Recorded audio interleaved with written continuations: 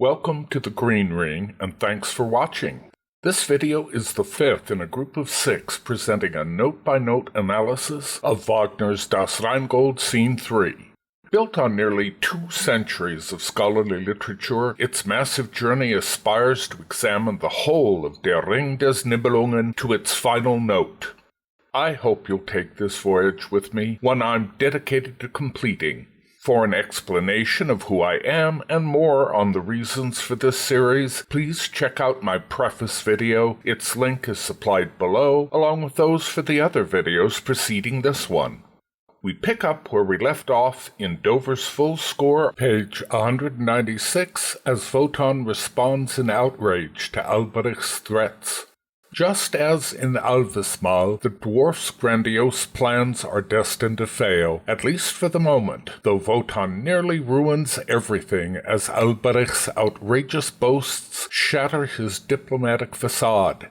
He responds a cappella with Vergeh Frevlinder Gauch, on a rising third, not surprisingly followed by Alberich's own challenging morpheme, complete with its initial tritone drop. The Nibelung reacts in a cappella shock with a weak exclamation falling on a third.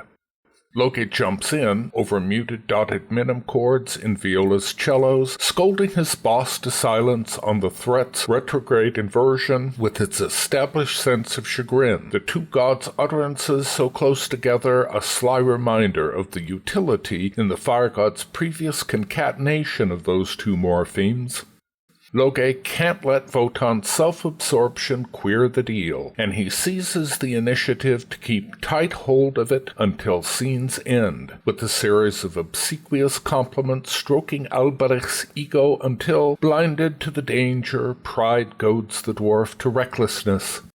The fire sprite begins atop an almost derisive, echoing pair of his earlier flattery, each launched by low strings that repeat the ascending scale, driven by Viola's second violin triplets whose absence in a crotchet rest over the scale's first notes give them emphasis, while merry change of swift, puckish first violin trillipagetures add sensual tension to the whole.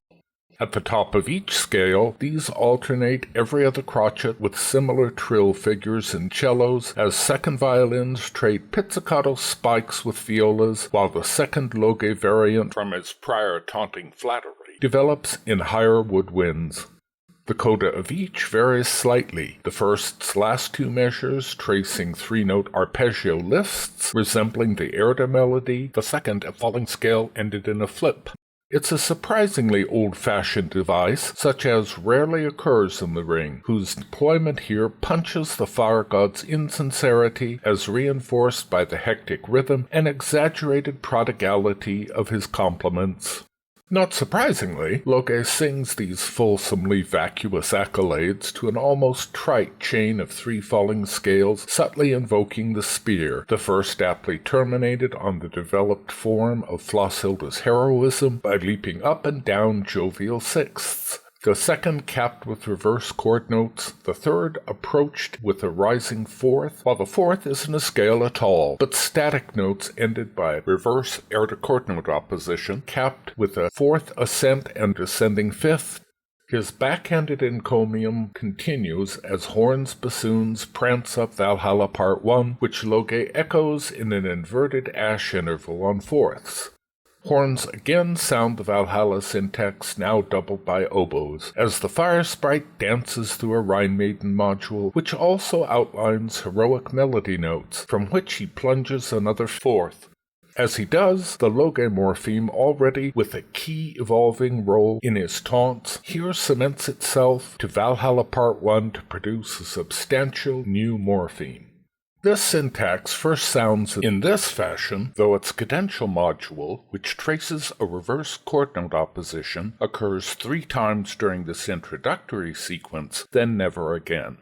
Volkswagen notes the unique figure, dubs it Machtdunkel, roughly translated as dark power, but says no more. Downington, Spencer Millington, and Holman don't acknowledge it, but Hutchison grasps it combines Valhalla Part 1 with Loge's sinking air to chord note cell, calls it the Nibelung's triumph, recognizes its embryonic form, and provides a musical example, while Sabor also notes both the morpheme and its genesis. Cook demonstrates it belongs to a small family of what he calls composite motifs, naming it Loge Tanz Alberich, according to this its first appearance. It's another of Wagner's innovations to which Newman objects. The theme known as the triumph of the Nibelung, that is compounded of the Valhalla theme and that of Loge, is particularly fruitful in confusion. The difficulty attendant on making a motif out of two others in this manner is that not only is its first appearance somewhat perplexing, but one is never quite clear afterwards as to whether we have the motive or not. With due respect, Newman only vaguely grasps the Meister's innovative modular techniques. There's no confusion here, as its first appearance is clearly prepared by the god's earlier mockery, a quality of taunting which is then strengthened by this its further development. Loge's merry contempt is as obvious as its object, that being the dwarf's claims for conquering Valhalla. Newman is perhaps confused because this syntax applies to more than just Alberich here and when it later recurs. But that too seems perfectly logical, given a subtler reason for the morpheme's Valhalla element is that throughout Rheingold, the fire god is almost as dismissive of Wotan as he is of Alberich. As such, this analysis prefers Sabor's more efficient arrogance, given the syntax itself connotes foolish power ambitions, a double-edged sword during both the seeker's presumption and the ultimate triviality of the power sought. Loge's text also gives a clearer picture of this composite morpheme's import. Den Mond und Stern und die strahlende Sonne, sie auch dürfen nicht anders dienen müssen sie dir. A broader lampoon of the dwarf's overbearing self-inflation could hardly be imagined. Yet these words have an even deeper connotation, one reaching back to the work's mythic source. On the simplest level, Alberich's peroration against the gods and his subsequent fall recreates the original Teutonic myths in dramatic form. Both Valfrednismal and Alvismal deal with gods tricking gullible foes into fatal traps by what to modern audiences seem obvious contrivances. As mentioned earlier, the former poem portrays a giant hoping to lay low all the gods, while the latter's dwarf struggles to wed Thor's daughter. A revealing textural hint at this exact moment in Rheingold points directly to the central myth out of which the tetralogy's first chapter evolves, that being the story of a giant who promises to build an impregnable wall around Asgard. And he stipulated as his payment that he should get Freya as his wife, and he wished to have the sun and the moon. The identity with Loge's taunt, Den Mond und die strahlende Sonne, can't be missed, while it's the myth's Loki who thwarts its scheming giant. But this unique version of those ancient tales is even subtler, in that Alberich's pride hangs him to illustrate one of the tetralogy's key ideas, that being dwarf and god both fall thanks to their blind conceit. Wotan can't help noticing Alberich, with his ring, controls his Nibelung brethren more successfully than the god does Loge, the giants, or even his fellow immortals. The dwarf is ultimately vanquished, it's true, but by the fire god's cunning, not by any virtue of Wotan's.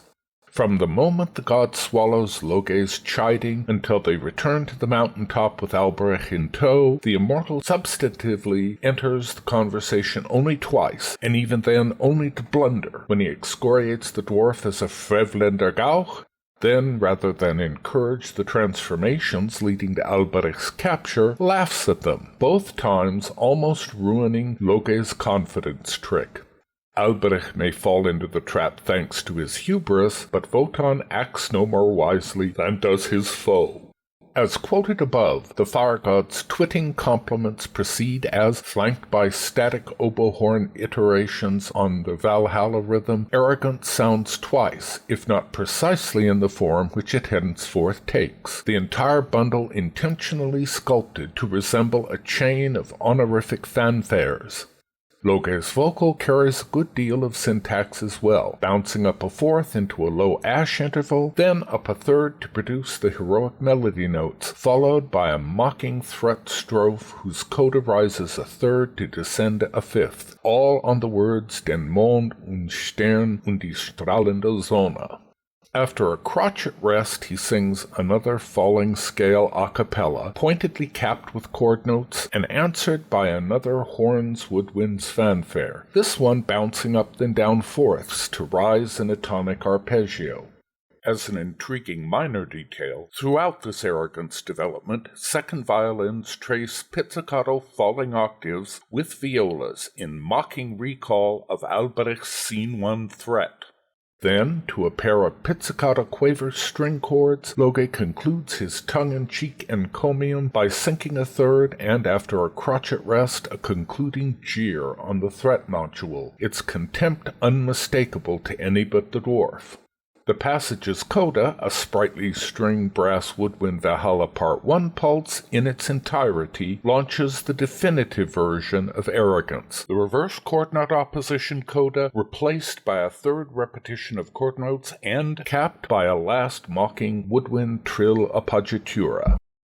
Having pumped up the dwarf's ego while concurrently bruising his ever-reliable pride with slyly telegraphed disdain, in a flash, or at least after a full crotchet silence in voice and orchestra to punctuate the mood change, Loge waxes serious, creeping up on the idea of potential treachery by emphasizing how wise Alberich is to keep his fellow Nibelungs under his thumb. As the fire god develops this thought, with its unnerving undertone of looming betrayal, a brief orchestral quasi-canon winds around his vocal. Newman gives this as an example, albeit without vocal, observing it suggests the danger that may be lurking for Alberich in the dark places of Nibelheim.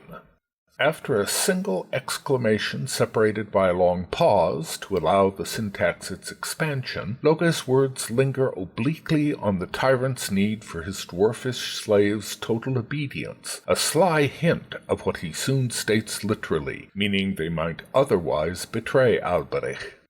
The canon subject, first on violas, mixes a Nibelung tattoo with an abandonment triad, already familiar as a sign of betrayal and loss, here acquiring an extra hint of outright abandonment. The bundle repeats on horns, both pulses subtly underlined by erdichords in low woodwind strings, their minor mode a distinct hint of servitude.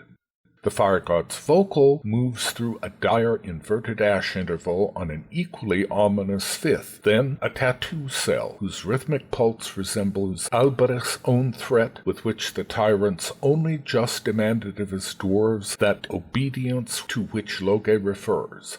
The fire sprite continues, bouncing on fourths, then commends Alberich for wisely keeping his minions in fear to another threat pulse, a thought he concludes vocally, moving through another chord note opposition into yet another threat strophe, a horn supplying the complete tattoo in sly contrast.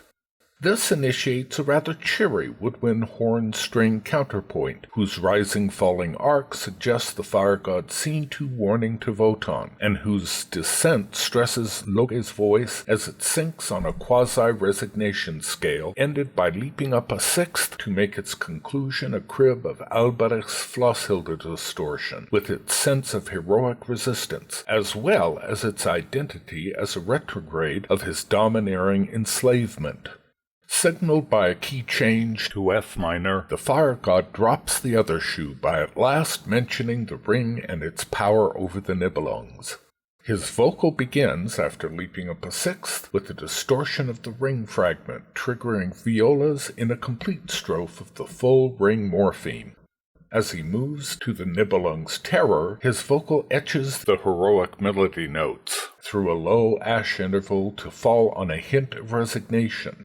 Comprised of 2 chord note strophes, the vocal is underscored in woodwinds by the chords themselves, and a viola tremolo frisson cut short on its last note with a soft cymbal pulse, a delicious image of the dwarf shivering in fear.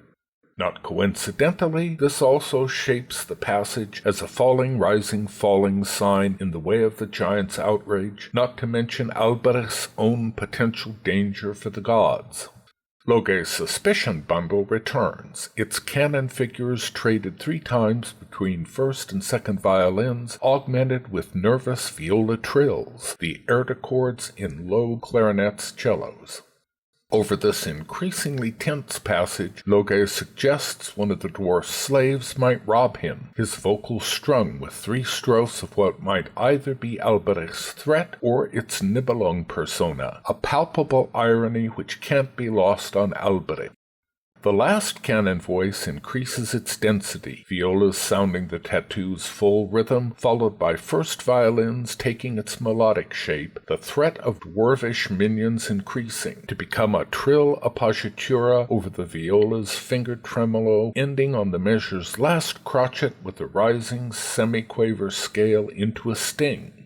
Topping it, a flippant woodwind arpeggio, ironically like the giant's, ends on its own sting, with pizzicato strings as if the diminutive tyrant physically reacts to this threat.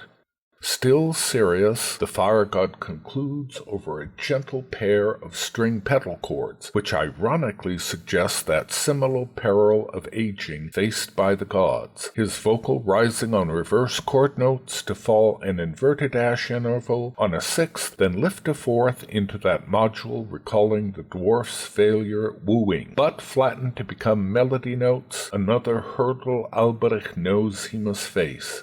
This prod ignites a smirking arrogance coda on woodwinds, which at last provoke the dwarf tyrant into revealing his defenses, though he first salves his pride with taunts of his own.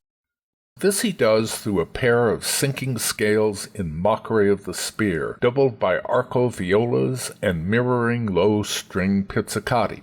The regular graces in his vocal also define the whole as a procession of air to chord note strophes, themselves suggestive of resignation. Their second pulse rounds off on its own lubricious turn, shattering the melody notes by rising a 4th to mock the fire god's use of that module. This extended sneer develops into a jolly little episode, seemingly minor but with unexpected syntactic legs, creeping through the epic in unexpected ways. All that need be said at the moment is, while Alberich means to vanquish the gods, his hubris demands he also humiliate them utterly, which he now seeks to do. The orchestral portion, though of much interest, is discussed in a moment, since Alberich's vocal takes primary focus. The dwarf first sings a pair of chagrin strophes whose backbones are extended melody notes, a detail soon to reveal its importance, as will the flippant bouncing figure with which Alberich concludes them. For now, their backward resemblance to Ringlust is worth noting, a bouncing figure in various guises with which the Meister often ends phrases to give them lilt and energy, here acting almost as if they were reversals of that module, which signals lust for the ring's power, Wotan's in particular. The dwarf finishes his jeer proper with a phrase initiated by a plunging octave, which rises on a 6th, an interval more usually found in his vocals instead to distinguish it from 7ths, with their load of air-based inspiration, something the dwarf almost invariably lacks. As if to ratify this idea, he tops the phrase with reverse chord notes and their sense of resistance to the Vala's plans, a bundle which also mimics by reversing that sense of the ring's allure. Orchestrally, first violins set up 4 chain iterations of Loge's new-minted taunting module, with a solo horn pedal throb harmonized in violas by 3 air chords, the busy viola counterpoint here simplified to demonstrate its underlying form.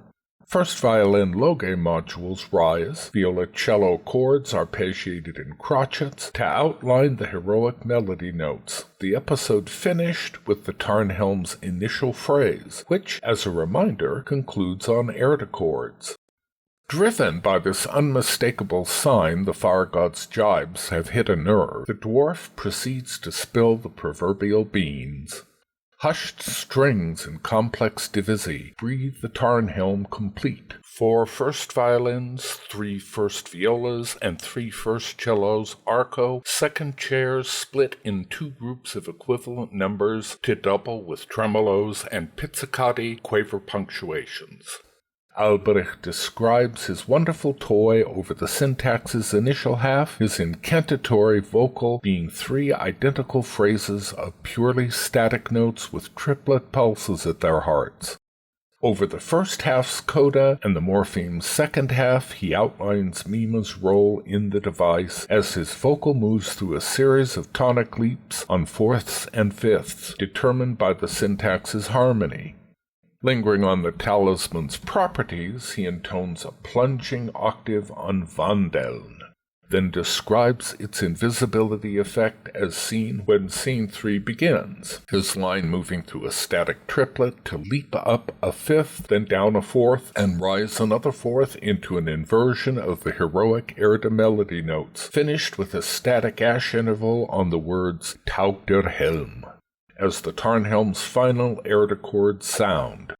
A more succinct oral picture of the device's magic rooted in natural power could hardly be wished, particularly since, along with Alberich's incantatory vocal, the morpheme is built all but entirely on Erde chords, Erde fourths, and the long-short-long rhythmic pulse of the ring's musical DNA. Given the stunningly complex yet subtle orchestration, it should be observed this hallucinatory evocation of the Tarnhelm's powers, immediately prior to their most dramatic physical demonstration, is clearly meant to cast a powerfully numinous shadow over the passage. Yet, unaccountably, it's never underlined by stage productions, at least not in the striking fashion the music begs. Even the visually innovative Valencia production, with its impressive array of technological advances, does nothing more with the sequence than any of the less visually intriguing productions. Like theirs, its Alberich merely struts about displaying his prop, the stage picture unchanged, while the gods react in their various ways, as if supernumeraries fluttering in the breeze like old plastic bags. Not only does this spoil the otherworldly moment itself, it also reduces focus on the underlying musical syntax so that by the time it again rises to prominence in Götterdämmerung, audiences will have lost all sense of it. In any event, the dwarf goes on to regale the advantages of invisibility across a series of arco string chords, which, descanting on the Tarnhelm's Loge-based harmonies, impart a prescient feel of the Siegfried Wanderer syntax, as if the tyrant's disguise plants a seed for the immortal's mind to nurture. Alberich's still mysterious vocal moves across these with 2 falling thirds, the second a whole tone below the first, to slide down an extended melody note reversal, which, after a quaver rest and the upward leap of a third, becomes Flosshilda's defiant cell, capped in a doom-laden plunging fifth. Then, following another quaver rest and static notes, the dwarf slides into his unique tattoo variant to suggest both the dwarfish race's torments and their tormentor's power over them, beneath which strings whisper another pulse of the Tarnhelm's second coda. Done with intimidation, Alberich finishes by tossing a last jab at the fire god. So, ohne Sorge bin ich selbst sicher von dir, du fromm-sorgender Freund. As the ever-mystic strings sink in an outline of the reverse melody notes, his vocal pointedly isolates so with a quaver rest, then moves from static notes into a crib on the embryonic ring, with its Welterbe triad and abandonment echo, to rise a last third, making the line a complete inverted ring fragment, from which he continues by falling on a scale reminiscent of resignation. As a subtle touch, this also creates that unnatural falling-rising sign complete with a falling line, whose compound module is slowly acquiring meaning as a marker for the ring's disturbing ambivalence. The word dir is punctuated by a marcato chord dissonance which resolves cadentially as he ends on an inverted distortion of that flippant turn he's just hurled at Loge. Snap on his heels, Horn's woodwind's chortle arrogance, cementing its two-faced bite.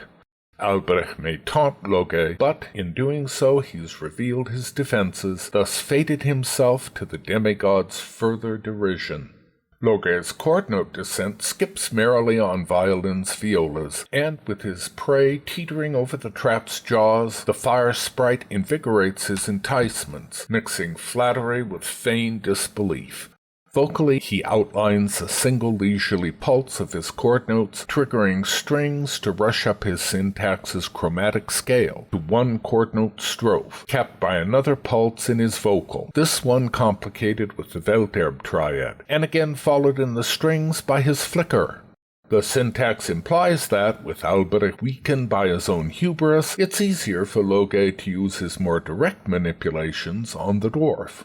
Mentioning the Wunder of the Tarnhelm, horns support the fire sprite's continuing vocal with air chords and a weird mix of resignation along with the Tarnhelm's coda, as he sings an upward leap of a fourth into a static ash interval, followed by chord notes, which he caps by lifting a third, descending a sixth to rise cadentially on reverse chord notes, a bizarre concatenation of Ringlust's inversion with its distorted retrograde. The strings twice slide up the fire sprite scale, which oboes horns cap in the harsh air chords of the dwarf's earlier threats against his slaves. It's over these chords Loge descants, rising a third to first intone the heroic cell, topped in a descending fifth over the string's Loge scale, as he feigns disbelief. Its inversion follows, as, atop its next pulse, the fire sprite sings chagrin with another plunging fifth, his masked condemnation growing. An additional trio of scale iterations sandwiched between on woodwind strings, first with chromatically falling reverse melody notes, then their originals, whose harmony veers toward genial major mode, triggering their last scale, this one rising diatonically. The fire god's vocal forsakes the pauses that have so far nudged Alberich towards his doom, now moving continuously, first on another bravery strophe, crowned by a plunging octave on möglich, then chagrin, whose downward interval on ewig is another octave. After all, there can be no doubt of the energy involved here. To a cheery string counterpoint, Alberich puffs himself up with Loge's chord note cell, then outlines chagrin as he mocks the fire god in turn, its falling sixth atop first violins as they trip through a crib of the giant turn on semiquavers that become a rising scale, mark of the dwarf's flippancy. Loge tells him to put his money where his mouth is, the Nibelung tattoo twice in his voice over a diatonically falling pizzicato string scale that reverses on static quavers, a reminder the dwarf's vain hopes aren't far removed from Mima's, their sexual component underpinned by first violins in a trill appoggiatura. Alberich takes the bait. Not without a bit of extra invective, his vocal a trio of tattoo turns, the last capped by a plunging sixth, all of it boisterously doubled, first violin slow strings tracing another pizzicato spear scale in mockery of Loge's phrase, as second violins, violas hammer the tattoo whole, then two partial strophes and a Welterb pulse, which falls into a forte-piano dotted minim string chord. Those slip down a third into a three-measure pedal which thrusts attention squarely on the dwarf's words as he promises to shame Loge. Initiating the vocal on his defiant module, he leaps up a fourth into another pulse, boldly raised, asking what form he's to take, his vocal extending into a spear-opposing scale ended by Flosshilda's heroics, his recklessness about to overturn his power, much as the Rhine maidens couldn't defeat his attack on their gold.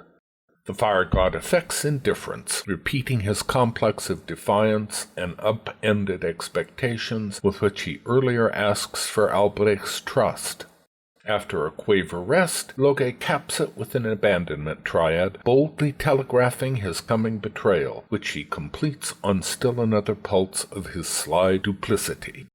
On his last note, all 6 horns eerily breathe the entire Tarnhelm morpheme as the dwarf whispers his dragon spell, bouncing down a reverse ash interval on a 4th, and after a crotchet rest, rising back up that same interval to rise a 5th, an incantation very like that he uses to become invisible, yet here ended by a sinister falling octave.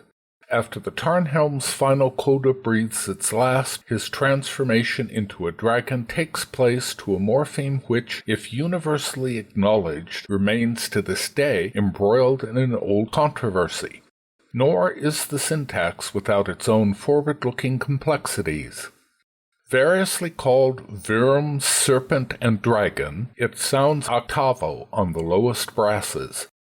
Newman takes a special kind of exception to Wagner's use of this syntax. When Alberich turns himself into a serpent, it is to the accompaniment of a motive that is itself admirably pictorial. But in Siegfried and the Götterdämmerung, the same motive is always used to characterize Fafner after he has turned himself into a dragon. One need not enlarge upon the confusion this is bound to create. This objection is so much on his mind, he restates and refines it in another treatise. Despite scrupulous examination of the ring across the years, Newman remained unaware of the extended role nature, never mind Erda, plays in its drama and music. As a result, this morpheme troubles him particularly, given the key to its syntax lies not in those transformed, but in the agency of their transformation, that being the Tarnhelm. Cook opines its morpheme derives from Loge, radically slowed to minor mode. This analysis maintains both modules arise from the Erda chords, a fundamental sonic idea dominating both Loge and the Tarnhelm. On its surface, one of the work's most straightforward morphemes, the Rheingold dragon is also rather more complex than previously thought, building and subsequently developing several distinct modules out of its deceptively simple materials. It unfolds with progressive menace as a series of 3 echoing octavo modules, each raised a semitone from the one before, which bundle 3 identical syntactic germs. Their initial turn is identical to the Tarnhelm's first half, the dragon module reflecting its reverse chord notes and chord notes proper, a bundle finished with the upward leap of a third. The syntax goes on to expand the last of these turns by increasing the final ascending leap to a tritone, an ugly interval made still more raw by its unremitting octaves, which spreads its threatening rise across 4 pulses, each raised by a tritone to make a series of 8 such nerve-wracking leaps. These lead to 3 plunging augmented sevenths, among the most severe of unrelieved dissonances, which recall the plunging octaves in the scene 2-3 interlude, there as here also sounding on the lowest brass. The morpheme then concludes by rising in a threatening chromatic scale.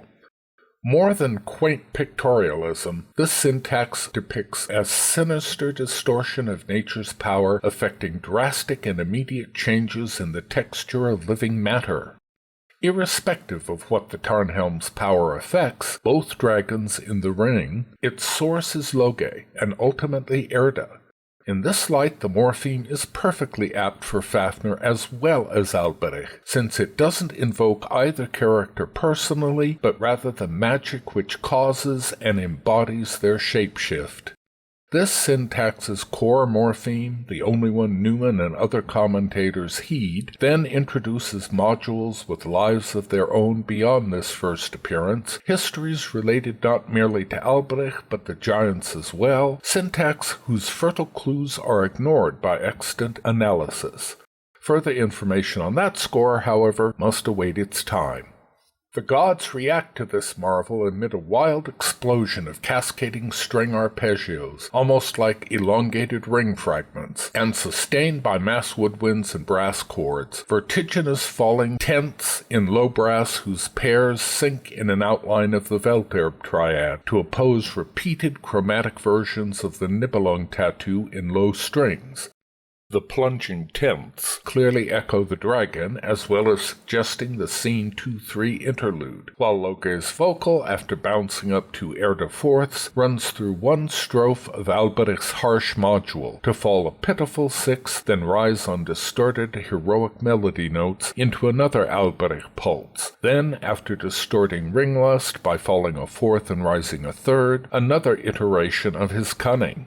The suggestion of physical change due to the ring's power is strong thanks to the fragment, Welterb triad, and tattoo, an alteration of form in this case most inarguably crossing species lines. This detail in particular isn't lost on Wotan, whose vocal descants Loge's. While the fire god puts on a great show of fear, the immortal responds with laughter. His two iterations trace major mode triads identical to his own beginning scene 2 when he exults over Valhalla.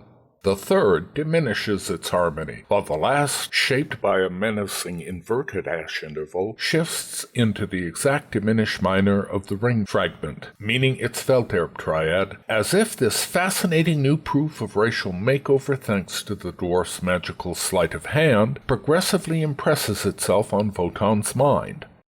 All this develops the emphasis from this distinctive triad's previous iterations, its magic of physical transformation and the racial changes implied made visible flesh here in a way Wotan cannot ignore. The tumult dies away as the dwarf returns to his original form, while low brasses with string tremolos and woodwind reinforcement sink on two dragon pulses, their leaps inverted to descending thirds, suggesting the Tarnhelm's magic as it reverses itself. Their next pulse reduces that movement to chord notes, so crucial both to the shape-shifting magic and the ruthless control it imparts over the Nibelungs, while also making the brass modules reverse melody notes, another hint of the role played in the Nibelungs' racial change, not just by the chord notes but also those reverse notes, along with signaling Wotan's growing appreciation for its possible utility for his own needs. Brasses conclude by sliding down a chromatic 5-note scale, yet another reminder that Alberich and Wotan both owe their powers to Loge, thus Erde. Amid all this, the god's vocal turns on a pair of sixths, bouncing up and down, the first a low ash interval, the second flanked by static notes, its chord note coda leading the brass's last dragon pulse, to flatten in that same way, then sink in a chromatic scale. As a staging note, all this masterfully portrays the dragon itself withering back into the dwarf shape. Woodwind's tremolo second violins conclude the transformation with the breath of the Tarnhelm's first coda, suggesting Alberich as he removes the bauble from his head. As a muted semi-breve horn pedal fades to leave only a timpani roll, the dwarf crows over his achievement, leaping up a fourth to fall on an inversion of the heroic melody notes, rounded by chagrin, positive he's turned his worried guests' doubts on their heads. Loge feigns horrified belief in this magic as tremolo violas initiate a chromatically sinking line beneath the fire god's vocal iteration of the dragon, from which he rises on chromatic melody notes capped by chord notes. Out of this apparent trembling dither, his line becomes a song-like refrain, its first verse a low ash interval on a minor second, ended by descending a third, its next phrase simplified into static notes and reverse chord notes, with a kind of Abgesang, a triplet bouncing up a sixth. In support, cellos alternate 3 progressively flattened ring cribs with distortions of the dragon, while violas trace an identical pair of falling rising figures that might almost be the heroic cell, while second violins shiver a more leisurely version of the dragon, ending with violas in a nervous dotted minim chord. The fire god caps his ditty, punctuated by a duo of insolent cadential string quaver chords, his ironic praise moving through a ringless distortion to conclude on a puckish module reminiscent of Alberich's taunt, the whole vocals, notable intervals, 2 plunging fifths. Wow, we've almost made it to Das Rheingold Scene 4. We'll resume in the next video where this one leaves off, Loge's taunts that goad Alberich to blunder into his own capture, begun on the first stave of Dover's full score on page 207. Beyond that lies the mysterious Scene 3-4 interlude, a passage no commentator has yet grappled, but you may be sure this one does. As always, thanks for watching, and please do leave your comments. Time and energy allowing, I'll do everything I can to respond. Lastly, as all YouTubers know, your subscription to this channel by itself is a huge assist in completing this vast project. Hit the bell to be notified of the next videos. With luck and your support, there will be a lot more of those.